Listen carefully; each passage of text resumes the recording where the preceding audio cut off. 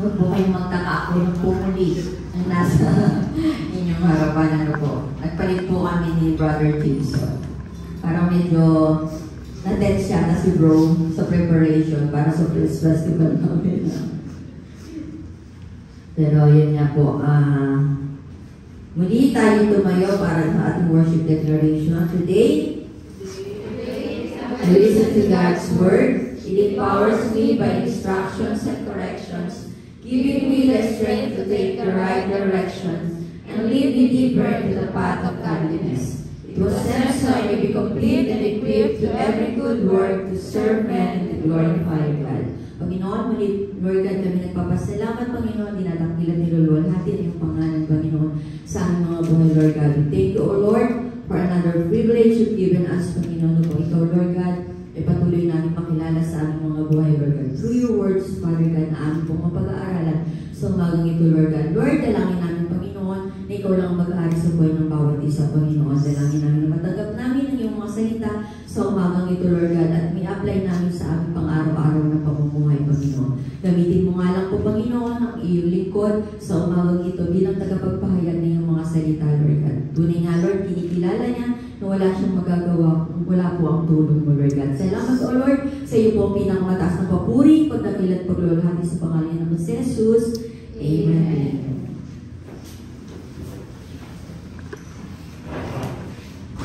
So, batiin po muna natin ulit ang ating mga katabi. Good morning! Good morning! Buti na lang hindi ka asin. Sabihin mo sa kanya, buti na lang hindi ka asin, sis bro. Bakit sis? Natutunaw kapag nabasa. O, diba? umuulan. Praise God, nakarating yung mga from Junction pa, nakasaw ko ng ulan kumina. Tunay nga na ang Diyos ay tumutugon sa panalangin. Kasi sabi ng Lord, sige, papatay mo na sila dito. Makarating sila kahit malakas ang ulan doon sa kanilang pinanggalingan. So mga kapatid, makibukas po tayo sa John chapter 4, verses 19 to 24. Verse 19, Sir, the woman said, you must be a prophet. Verse 20, so tell me, why is it that you Jews insist that Jerusalem is the only place of worship, while we Samaritans claim it is here at Mount Gerizim, where our ancestors worship? Verse 21, Jesus replied, believe me, dear woman, the time is coming when it will no longer matter whether you worship the Father on this mountain or in Jerusalem. Verse 22, pakibasa nga po. You Samaritans know very little about the one we worship, while we Jews know all about him, for salvation comes through the Jews. But the time is coming, indeed it is here now, when the true worshippers will worship the Father in spirit and in truth. The Father is looking for those who will worship him that way. Sige po, last verse. For God has declared so those who worship him must worship in spirit and in truth. Okay. So mga kapatid, sa early ministry po ng ating Panginoong Jesus, sa mga Hudyo, he needed to travel through Samaria. Ano po? At during po sa journey niya, kailangan po niya, or dumaan po siya sa city na tinatawag na Sychar. Doon po sa Sychar, doon matatagpuan yung pong Jacob's Well. Diba? So mga kapatid, nagpahinga ang Panginoong Jesus doon. At doon niya nakilala ang Samaritan woman, katanghalian tapat. Kasi siya ay nag-iikip.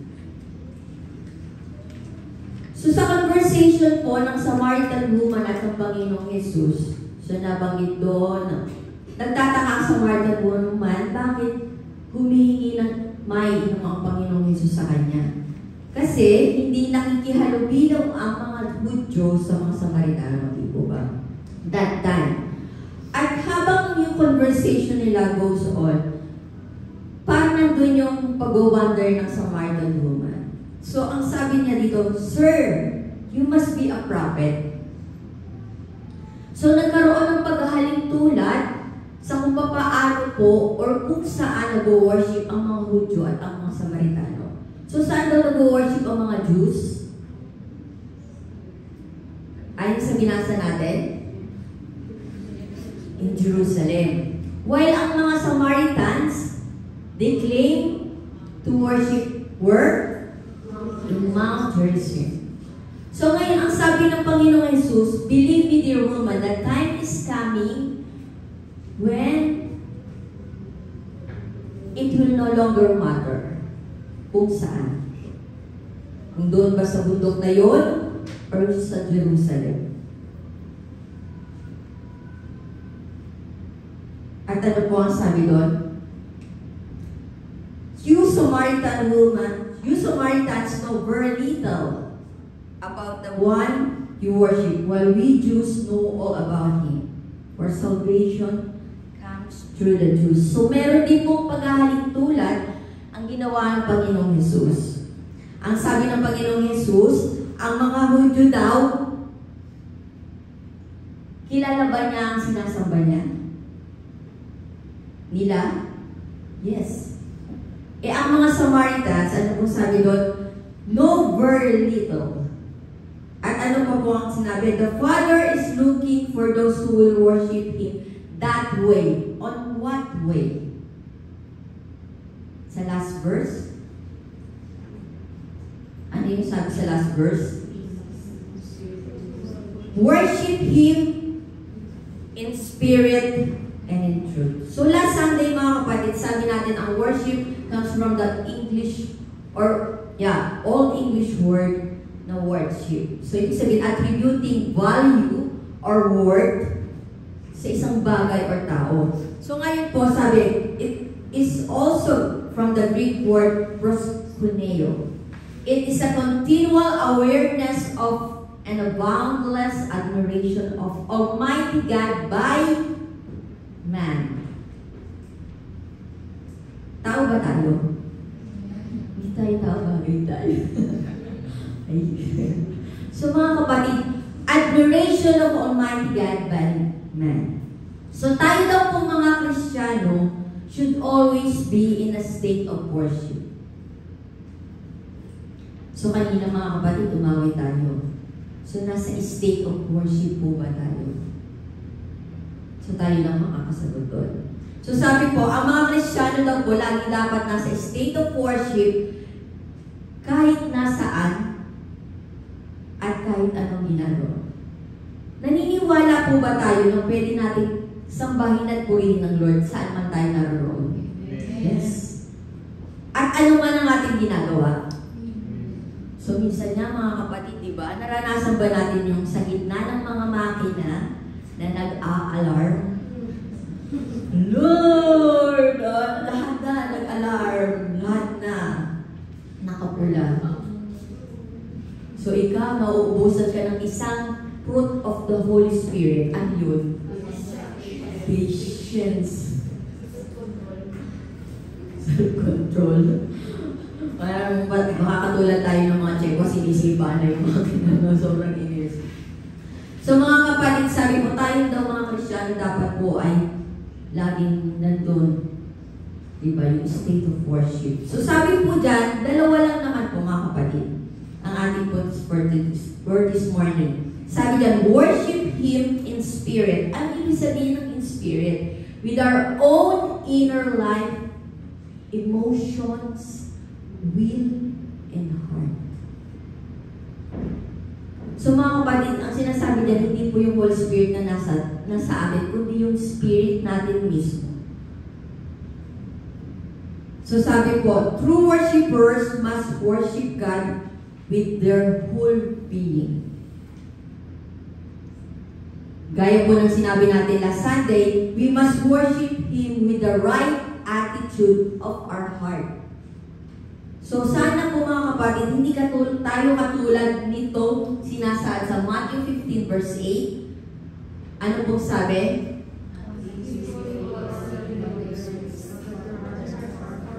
These people honor me with their lips, but their hearts are far from me. Mga kapatid, nawawala po ni isa sa atin ang katulad nito, mga na pinaparangalan natin ng Panginoon sa pamamagitan ng mga sinasambit ng ating mga labi. Pero, ang ating mga puso ay malayo sa Kanya. So, alam naman po natin mga kapatid kung ano-ano yung mga bagay na nakakapagpalayo sa atin mula sa Lord. At sabi sa Romans 12 verse 1, therefore I urge you, brothers and sisters, in view of God's mercy, to offer your bodies as a living sacrifice, holy and pleasing to God. This is what? This is your true and proper worship. So mga kapatid, in every day of our lives,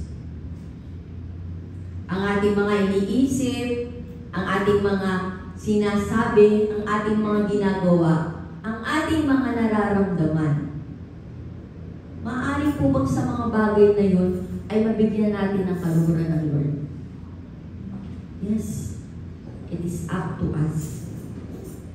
Sabi po na yung daw kung ating buhay o ating katawan or ang uri ng pamumuhay na meron tayo is a holy and pleasing to God. This is a true and proper worship. So alalahanin nawa natin ito mga kapatid, na yun po yung true and proper worship sa Panginoon. Kaya nga po lagi tayo, diba? Sino yung laging present sa mga gawain ng Lord? Wala ba yung perfect attendance? Welcome buntis. Huwag niyo tingnan niyo sa katabi niyo, yung pumasok. So mga kapatid, ang sabi po, holy and pleasing to God. Araw-araw po ba ay ninanais natin at pinagsusumikapan natin na maging kalugod-lugod sa Lord? Praise God, kung lagi po mga kapatid, yun ang nasa isip natin. Kaya nga po lagi na tayong tinuturuan ng kanyang mga salita, di po ba? Para i-apply, hindi po yung papasok sa kabilang tenga, tapos labas sa kabilang tenga.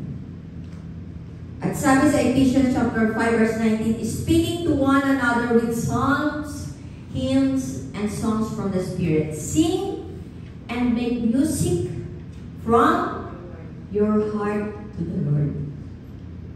So mga kapatid, mamaya po, after lunch, magkakaroon tayo ng praise festival. So, aawit at aawit at aawit tayo para sa Panginoon. So, nawa i-apply po natin kung paano nga po ba yung way ng nais ng Panginoon na sambahin natin siya. Sabi sa Psalms 95 verse 6, come, let us bow down in worship. Let us kneel before the Lord our Maker. So mga kapatid, paano ba tayo mag-worship sa Panginoon? Naranasan mo na ba na lumuhod habang sumasamba? Naranasan mo na bang itaas ang iyong mga kamay? Yes. Nagpapakita po yun ng pag-surrender natin sa Panginoon. Pagkilala natin sa Panginoon. Paggalang natin sa Kanya. So mga kapatid, kung ginagawa po natin yun, hindi dahil sa ganun yung ginawa ng ating katabi, but yung initiative na gawin.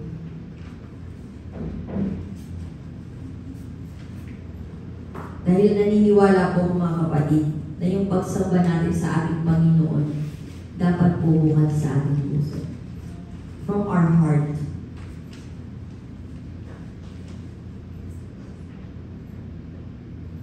Sa Psalms 95 verse 6, come, let us bow down in worship, let us kneel before the Lord, our Maker. So siya po ang may lalang sa ating mga kapatid. So isa sa purpose o sa mga purpose ng Panginoon, kaya niya tayo nilalang is to worship.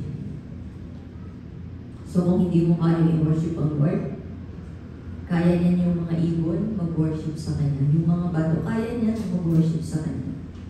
So ikaw, na pinakamataas ang atas sa lahat ng kanyang nilalang, hindi mo ba kaya siyang sambahin? Sabi sa 1 Chronicles chapter 16 verse 29, give to the Lord the glory He deserves. Bring your offering and come into His presence. Worship the Lord in all His holy splendor. So mga kapatid, ang ating Panginoon po ay banal. At ang ating Panginoon, ang ating Diyos, ay karapat-dapat lang bigyan ng kaluwalhatian. So sabi po ni Dr. Matthew Henry, siya po ay isang nag-commentary ng Bible. Sabi niya, we must worship Him with a fixedness of thoughts and a flame of affection, with all that is within us. So mga kapatid, ano ba yung sinasabi ng Panginoon? Ng Panginoon Jesus? We must worship Him in spirit. So ibig sabihin ng buo nating pagkatao, di ba? Ng buo nating whole being. At secondly, ano pong sabi? We must worship Him in truth. Anong ibig sabihin ng in truth? Sambahin natin siya sa katotohanan. We must know and believe in the accurate information about who God is and what He has done for us. Kapatid, alam mo ba? At naniniwala ka ba, nananampalataya ka sa kung sino ang Panginoon sa buhay mo? At kung ano ang kanyang ginawa para sa iyo. Sabi ng Panginoong Hesus dito, you Samaritans know very little about the one you worship. Tanong mga kapatid, tayo po ba know all about Him? Do we know all about Him whom we worship? Sabi sa John 17:17, make them holy by your truth, tell them your word, which is truth. So ano daw po yung truth? Yung word niya. So mga kapatid, naniniwala po ba tayo that the more we study the Bible, the more we will know our God? Yes. And the greater our knowledge of Him, the greater our worship will become. Tama? At doon sa mga pangako ng Panginoon, naniniwala din po ba tayo na mas tumitindi yung faith natin habang pinaparanas ng Lord yung mga promises niya? Yes. So mga kapatid, paano daw magiging greater yung worship na may aalay natin sa Lord? Know Him more through studying His Word. So you will be able to worship Him in truth if you know His words. Because His words is truth. Sabi sa Psalms 29 verse 2, honor the Lord for the glory of His name. Worship the Lord in the splendor of His holiness. Sa Psalms 99 verse 5, exalt the Lord our God, bow low before His feet, for He is holy. So naniniwala ba tayo mga kapatid na banal ang ating Panginoon? Banal ang ating Panginoon, mga kapatid. Kaya nga po hinihiling din niya na mamuhay din tayo ng may kabanalan. Though it's hard. Pero ito po yung ninanais ng puso ng Panginoon. Sabi sa Hebrews chapter 13 verse 15, through Jesus, therefore, let us continually offer to God what? A sacrifice of praise, the fruit of lips that openly profess His name. Kahit po pag tayo nananalangin, mga kapatid, hindi po ba nauuna yung pagpupuri sa Lord? Pagbanggit kung sino siya. Pagbanggit kung gaano siya kadakila, pagbanggit kung gaano siya katapat, pagbanggit kung gaano katindi ang pag-ibig niya sa atin. At sabi sa Revelation chapter 5 verse 12, pakibasa mga kapatid. This sound in my mighty chorus, where is the Lamb who was slaughtered, to receive power and riches and wisdom and strength and honor and glory and majesty. yung umawit in a mighty chorus? Sino-sino? Na ipinakita kay Apostol John. Angels. Ano yung ina-utter ng mga angels? Worthy is the Lamb who was slaughtered to receive power and riches and wisdom and strength and honor and glory and blessing. Mga kapatid, yan lang ba ang dapat na matanggap ng Lord? Many to mention. Ang karapat-dapat nating ibigay sa Panginoon. So, ang mga anghel, ganyan yung ina-utter sa Panginoon. Tayo mga kapatid, mabibilang mo ba sa mga daliri mo kung ano yung kaya mong sambitin na naglalarawan sa Panginoon?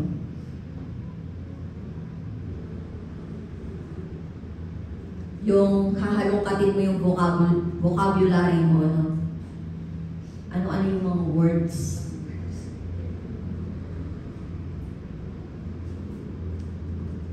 Nadadakilain ang pangalan ng Panginoon.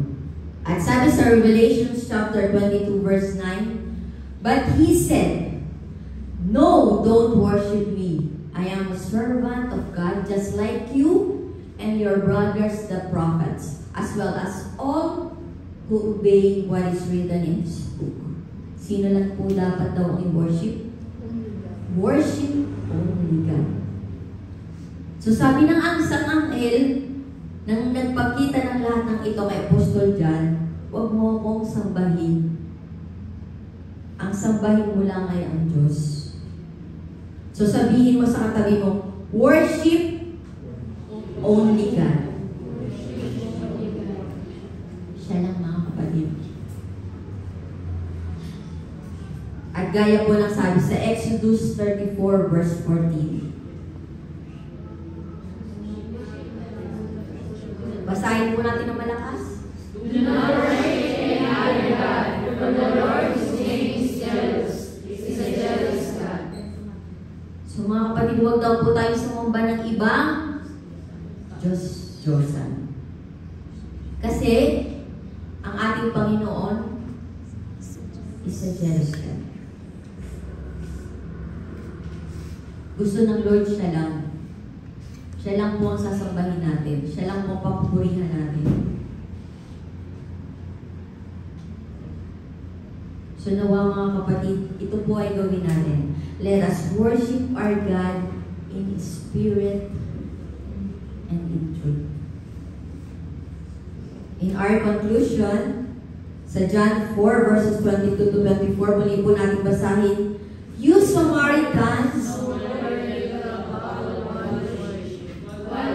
know all about him, for salvation comes to the Jews. But the time is coming, in this is now, when the true worshippers will worship the Father in spirit and in truth. The Father is looking for those who will worship him that way. For God is spirit, so those who worship him must worship in spirit and in truth. So mga kapatid, our God, our Father, is looking for those who worship Him in spirit and in truth. Nawa po ay magkikisa tayo sa mga yun.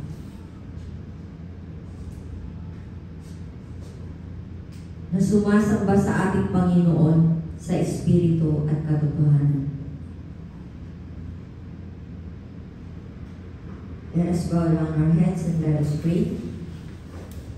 Aming Panginoon, aming Diyos, na dakila at makapangyarihan sa lahat. Panginoon, nagpapasalamat muli kami, Panginoon, sa umagang ito, Lord. We thank you, O God, for your words, Panginoon, na aming pinapag-aralan, Lord God. Dalangin namin, Panginoon ko, sa aming mga natutunan sa umagang ito, Lord God, na magawa nga po namin ito, Lord God, sa ating mga buhay, Lord God. Help us, O Lord, to apply this in our daily lives, O God. Tunay nga, Lord God, na ikaw ang Diyos, na maaari po namin sambahin saan kami naroroon, ano man ang aming ginagawa, Panginoon. Dahil what is matter to you, Panginoon ko, is our hearts. Our whole being, worshiping you in spirit and in truth, O Lord. Tunay nga, Panginoon, na niramay mo kami, Lord God, sa umagang ito, with our whole being, Lord God, we should worship you. And you wanted us, all of us, Lord God, na mas kilalanin ka pa po namin. Upang maging mas matindi pa, Panginoon, ang pagsamba at pagpupuri na may aalay namin sa iyo, Lord God. Thank you, Lord, because you are holy. Thank you, Lord, because you are Redeemer, O Lord. Thank you, Lord God, for your unfailing love, O Lord. Salamat sa patuloy na grasya, awat habang nabibigay mo, Panginoon ko. Lord, we pray, Father God, na kung ano po yung kalooban mo sa buhay namin na siyang mangyari, O Lord. At patuloy, Panginoon, na sa bawat tuntunin, bawat aral, bawat salita mo na aming matutunan sa bawat araw, Panginoon. Sa bawat sitwasyon na ibibigay mo sa amin, Panginoon. Help us, Lord God, na para sa iyong kapurihan, Panginoon, magawa namin ang lahat ng iyong, Lord God. Salamat, salamat, Panginoon, at patuloy ni Lord God sa mga kapatid ko na naririto. Salamat, Lord God, sa paglalaan nila ng oras para sa iyo, Lord God, to seek you more in their lives, to know you more in their lives. O Lord, at patuloy, nakatagpuin mo nga po, Panginoon, ang kanilang mga pangangailangan, Lord God, in all aspects, O God. At patuloy, O Lord, na ikaw lamang ang siya maghari sa buhay ng bawat isa, Lord God. At patuloy, na ikaw ang madakila, mabigyan ng kaluguran sa aming mga buhay, Lord God, for the every day of our lives, Lord. We thank you, O Lord, to your lives, glory, honor, and adoration. In Jesus' powerful name we pray. Amen. Amen.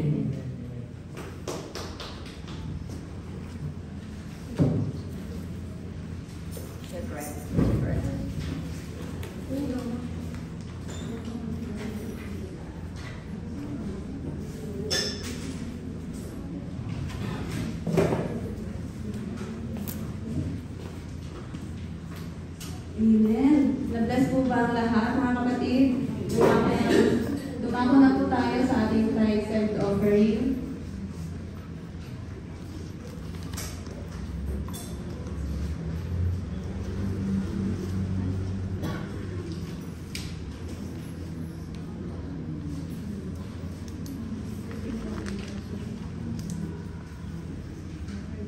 Sabi po dito sa Mark chapter 12 verses 41 to 44. Verse 41, Jesus sat down opposite the place where the offerings were put and watched the crowd putting their money into the temple treasury. Many rich people threw in large amounts, but a poor widow came and put in 2 very small copper coins, worth only a few cents.